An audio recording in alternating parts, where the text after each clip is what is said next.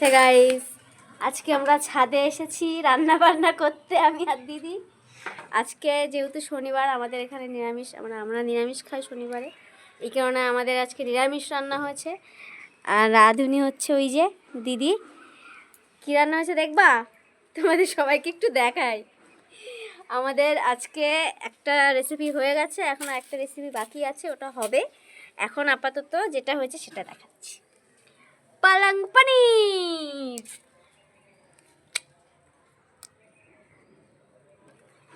কি দেখেছো কেমন লাগলো? কালারটা দিদি করেছে, আমি পারি না পালং পনির, আমি প্রথমবার দেখলাম। আমি শিখে গেছি, এবার আমিও করতে পারবো।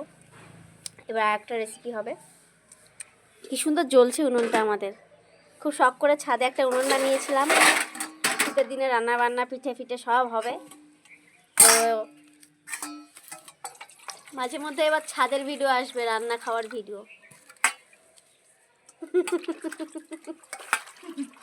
রোদ, এই জন্য এটা মাথায় দিয়ে রেখেছিলাম। এখানে প্রচুর রোদ ছিল, এখন রোদটা নেই, চলে গেছে। দুপুরে রান্না হচ্ছে কিন্তু, ঠিক আছে। আর কদিন পরেই আবার আমাদের পিঠে পুলির রেসিপি চলে আসবে, রান্না বান্না চলে আসবে। মাঝে মধ্যে এবার ভিডিও দেব। আমার দিদি এখন টমেটো আর আলু কাটছে।